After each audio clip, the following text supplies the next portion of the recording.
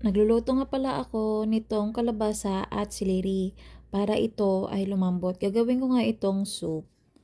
Base sa aking pagre-research, ang celery ay napakabuti or maganda ito sa mga taong may COPD dahil ito ay hydrating food. Nakakatulong din ito sa pag-ubo at anti-inflammatory which can benefit lungs health. Maganda din ito sa COPD diet. Ang pumpkin naman ay mayroong antioxidant and anti-inflammatory. Nakakatulong din ito ng maayos na paghinga.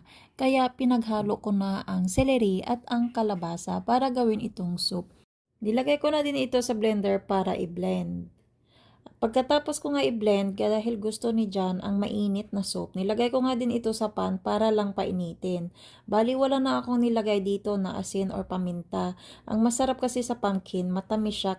Kaya hindi ko na nilagyan ng kahit na anong pampalasa. Nilutuan ko din si Jan ng grilled chicken at ito na nga sa kanya soup with grilled chicken. Sa amin naman ay pancit canton with soup. At ito na ang dinner namin.